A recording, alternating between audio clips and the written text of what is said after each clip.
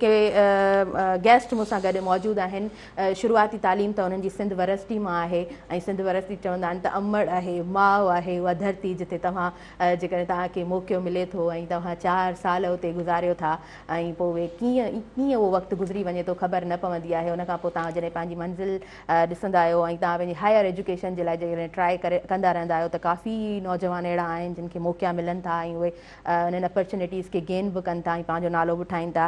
जनाब मां ॻाल्हि करे रही आहियां आगा अवैस साहिब जिन जी ऐं संदन तालुक़ु हैदराबाद सां ई आहे, हुसैनाबाद पठानकोट सां संदन तालुक़ु आहे ऐं इब्तिदाई तालीम मां ॿुधाए चुकसि त उन्हनि जी सिंध यूनिवर्सिटी मां आहे ऐं उनखां पोइ हायर एजुकेशन जे लाइ संदन चाइना वञणु थियो ऐं पाण जेको आहे सो चाइना विया ऐं ॾाढी ज़बरदस्त अंदाज़ में जेको आहे सो उते पंहिंजो टाइम बि स्पेंड कयऊं। जनाब पाण मास्टर्स कई अथऊं कंप्यूटर साइंस में ऐं उनखां अलावा जेको आहे जेकॾहिं मां जापान जी ॻाल्हि कयां साउथ कोरिया जी ॻाल्हि कयां त इन्हनि मुल्कनि में डिफरेंट कंट्रीज़ में सिंधनि वञणु थियो आहे। सो उन्हनि खे दिलि जी गहराई सां भलीकार चऊं था। अस्सलाम वालेकुम। वालेकुम सलाम। Have a good morning. Thank U. Good morning. कीअं आहियो तव्हां? ठीकु आहियो? अल्हम्दुलिल्लाह ठीक ठाक। तव्हां ठीकु आहियो? अल्हम्दुलिल्लाह अल्हम्दुलिल्लाह। अच्छा मां तव्हांखां थोरो ॼाणणु चाहींदमि त प्रोग्राम जी जॾहिं स्टार्ट आहे त चाहींदा आहियूं त थोरो स्टार्टिंग खां स्टार्ट असां वठूं। सो अव्हांजी एजुकेशन घर जो माहौल कीअं रहियो, स्टार्टिंग कीअं हुई school and then college and then university? जी बिल्कुलु। मुंहिंजो हिकिड़ो तालुक़ु मिडिल क्लास फैमिली खां रहियो आहे ऐं मुंहिंजा जेके पेरेंट्स आहिनि उहे मुंहिंजा वॾा सपोर्टिव रहिया आहिनि शुरू खां एजुकेशन थ्रू आउट। हू पाण त बुख ते टाइम गुज़ारंदा लेकिन असांखे एजुकेशन में ॾाढो सपोर्ट कयो उन्हनि। असां बि इन्हनि गवर्नमेंट स्कूल्स मां ई हासिलु कई आहे एजुकेशन। उनखां पोइ असां यूनिवर्सिटीज़ ताईं पहुतासीं। वरी असां काफ़ी सर्चिंग कंदासीं। असांजी शुरू खां आदत रही हुई त इहे एजुकेशन अब्रॉड में कीअं हासिलु कजे, छा उनजो तरीक़ेकार आहे, छा स्कॉलरशिप्स आहिनि, कीअं स्टूडेंट वञनि था उते। त असां यूनिवर्सिटी जे दौरान ई इन्हनि शयुनि खे ॾाढो सर्चिंग में लॻा हुआसीं। पोइ असांजो 2022 में चीन वञणु थियो हुयो ऐं असां हाणे ई तक़रीबन उतां मास्टर्स करे मां मोटियो आहियां चीन मां।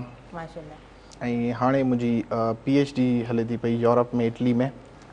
ऐं मां जेको मुंहिंजी इहा जर्नी रही आहे, जेको मुंहिंजो इहो सॼो रहियो आहे, उन में मां ख़ासि जेको आहे सो चवंदुसि त मुंहिंजी सॼी सपोर्ट ऐं दुआऊं मुंहिंजे मां ऐं मुंहिंजे पीउ जूं आहिनि। माशाल्लाह माशाल्लाह। अच्छा मां इहो बि ॼाणणु चाहींदसि त असां वटि ॾिसो मां इंट्रो में बि ॻाल्हि कई त असां वटि स्कॉलरशिप्स त अची वेंदियूं आहिनि ऐं हर को पंहिंजे तरफ़ खां ट्राई बि करे रहियो हूंदो आहे, पर अव्हां छा ॼातो आहे इन एक्सपीरियंस मां जेको तव्हां कमु करे रहिया आहियो त असां वटि जेके नौजवान आहिनि आया उहे ग़लतियूं किथे कनि था? उन्हनि खे कोई सही गाइड करण वारो कोन आहे, सही गाइड करण वारे जी ज़रूरत हुजे थी, हिकिड़े एक्सपीरियंस्ड पर्सन जी ज़रूरत पवे थी? जी बिल्कुलु।